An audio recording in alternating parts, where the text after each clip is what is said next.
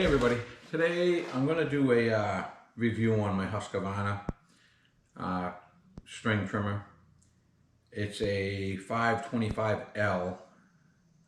I've had one other one that was that big. I normally buy, I think it's like a 322L. And I probably get like 3 years out of one. I try to keep an extra one around. I normally keep two of them on the truck anyways. When we go out and do a job, just in case one breaks or whatever. But I've had a third one. I normally keep the oldest one I normally retire and I put it up in my lean-to that's up in my field, and I do all the field stuff with it. Because that's probably the hardest thing I do. Like if we get busy in the summer, I normally just take the big mower, mow the field, but I won't do the ditches. We had to put some ditch lines in and do a cut all the way across the field because we're having a water issue. It would come down and get a pretty good run. Where the lake's in front of us, the town, when they come out to inspect a couple things, they said they'd like to have, they see what was going on basically, which I was already working on. It kind of aggravated me, but we ended up putting a trench all the way across the field that catches the water. So I got a bunch of weed whacking I got to do. You know, it's just a kind of a pain in the butt, but that's what you got to do to get rid of the water in that field. So we got a lot of like ditch lines and rock walls that we go around. So I can go up there and probably put 2.5 tanks full of fuel in one of these to do that and do it right.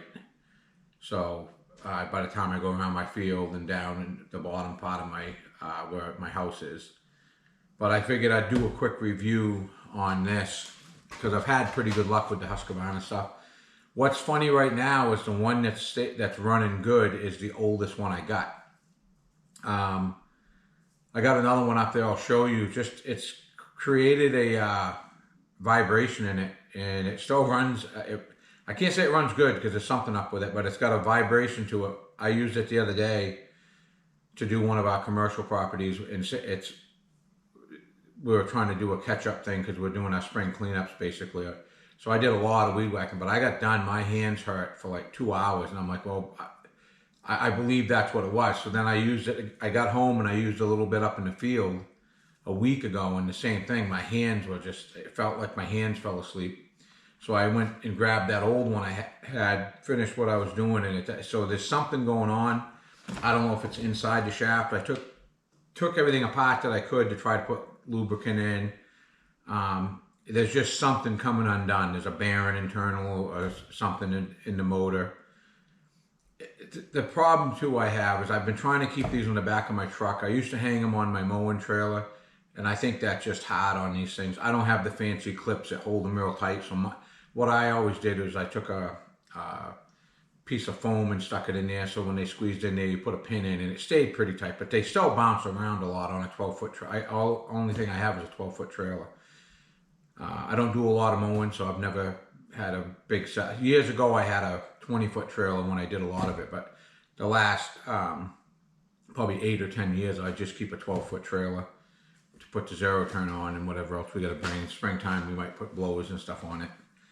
But anyways, I don't know if that made something come undone or what, but we're gonna put this together real quick and we'll go up and mess around with it in the field. But I just want to say that's the first Husqvarna I've had an issue with, and I've been running these for quite a few years, so I figured I'd do a quick review. Another thing I thought was weird last night is first time ever I went to Lowe's. I'm not embarrassed to say that. I don't think it's the same one you're buying anywhere else, unless you want a bigger CC'd one, but I've probably bought the last 3 or 4 I've bought from Lowe's. So, but I went there last night and this thing was cabled in, like you couldn't even pull it off the rack. I kind of want to get the feel for it because this is different than the small one I've been using. And I had to go get an associate to come and unlock it, but she said these actually, people come in and grab these and walk out the door with them. It's another thing with society. It's like sad what we live in right now. I'm like, well, why don't you stop them? She says, if it's under $900, they don't even try to stop them. They try to get the camera to get a license plate number or something like that, But I'm like, I don't know if it's just Lowe's. I think Lowe's, Home Depot will be the same thing. And she claimed if it ain't $900, if it's under $900, they don't even like say, hey, what are you doing or whatever. They let the guy walk up. So they started cabling them. It's just sad. All right, we're gonna go put some fuel in this, and then we'll put the camera back on. The 525L. I know this is newer than this. This is one of my oldest ones. If you look, you can see it's faded right out from sitting in the sun all the time. And this is a 322L, and it just doesn't want to die. I mean, that's old. I don't know how. I'm gonna say 6 years old, probably. And like I said, it stays up in this lean-to. This is the field behind us. But I do all around all these rock walls and whatnot. Down on the next section, like I said, I got a lot of stuff we weed whack around. And normally I let it go when I get busy in the season. I'll take a sad day and I'll run 2.5 tanks of fuel through one of these to get the stuff caught up. But this one here created a vibration, and like I said, I've messed with it a little bit. I even tried adjusting stuff. I took the head off another one I had, thinking maybe something in there was undone. The bearing seems tight in that, but like I said, you use it and your hands hurt for like an hour and a half, 2 hours. And that 322L, I ran that once this year up in the field, I think, and then that's what I finished the job with the other day. So we went and bought this one last night. If I don't have good luck with this 525, I'm probably not going to get another one. But like I said, I have no complaints about Husqvarna stuff at all. It saws it. I had one of their zero turns lawnmowers. I've had a regular ride-on lawnmower too that I felt treated me right. But I'll show you this one. This will probably start in like one pull. This thing just, it runs good all the time. Now I said that, it probably won't start, but.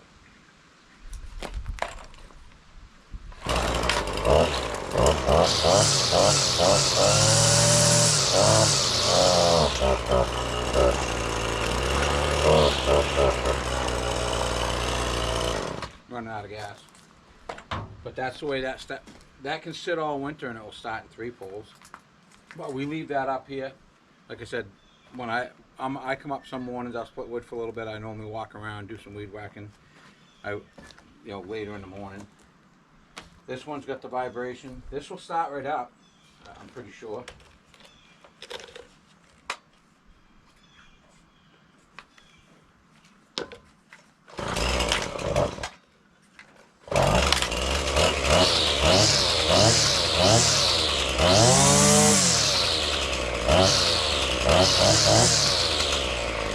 It's got a crazy vibration, like weird.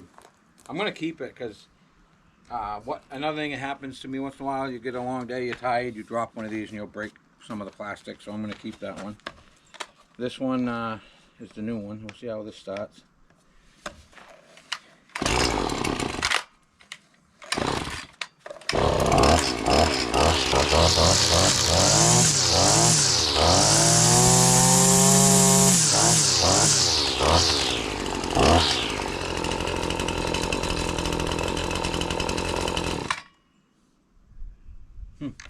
Like I said, that's got a weird vibration I can't seem to figure out.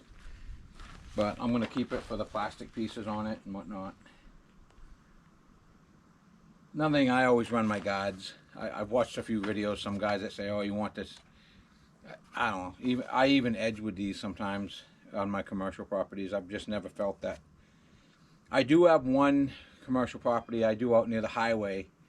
And you can't mow it with any type mower, so you weed whack the whole thing. And that's the only time I watched a video once where a guy took his guard off because he'd let 8 or 10 inches of string come out where he could just, all he had to do was knock this thing down. And that's kind of the one I got out near the highway. I don't even think it's really part of my contract, but I think it makes the job, your job, everything I do mow, it's kind of like state property once you get out near the highway.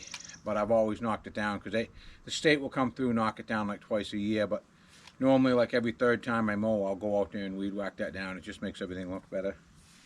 And that's the only time I would think that maybe I would want the longer string. But like I said, I think I'll just stick with the guards on. And I got glasses. I mean, even with the guards, once in a while I'll have something slap me in the face pretty good.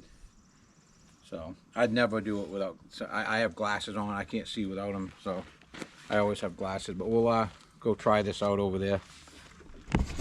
I'll just show it running real quick and working.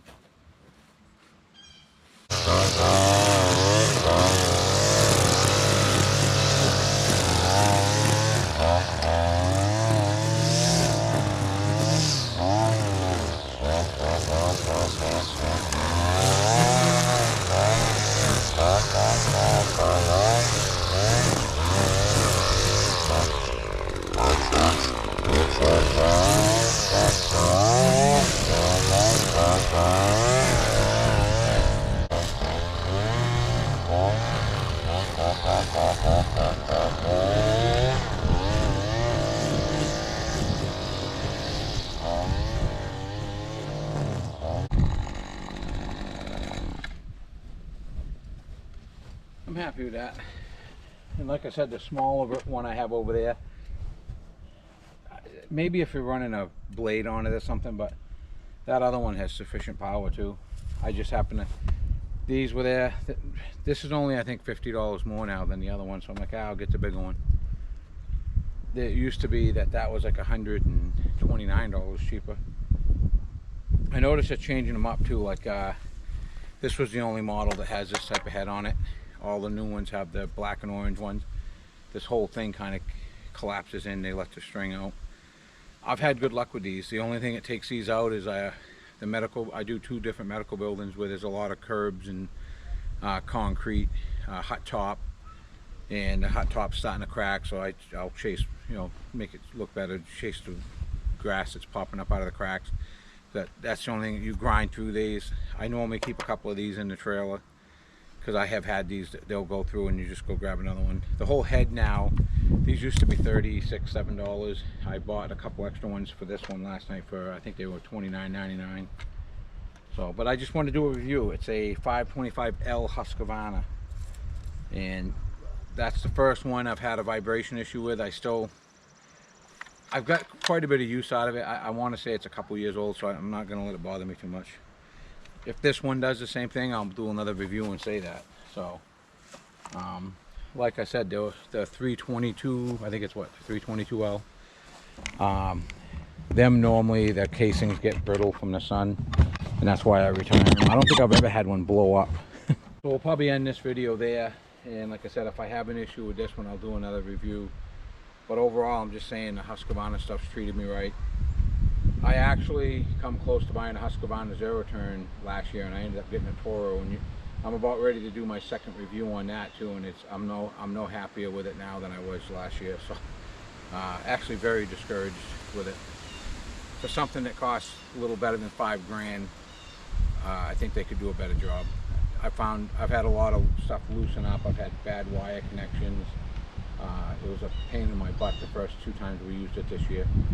I jump started it, thought the battery was dead the original time, and it did it again about a week or so later. But like I said, you'll see that in the video. But like I said, I'm going to probably stick. My next one's either going to be I'm going to stick with the Cub Cadet. I may try Husqvarna, we'll see. But that'll be another video. And like I said, if you like this content, please like and subscribe. Anything I buy, if it's good, I'm going to tell you it's good. Anything I buy that's bad, I'm going to tell you it's bad, so you don't make the same mistake I did. But the Husqvarna stuff, the chainsaws are like awesome. No complaints at all ever on a chainsaw. The smallest Husqvarnas, I don't think they got the power they should compared to like my smaller Echoes. That's the only thing I will say. Again, they don't fail or nothing, but I think the Echo smaller saws might have a little more balance to them and a little more power. But this review's done on this, and if I have issues, I'll be doing another one. Thanks for watching.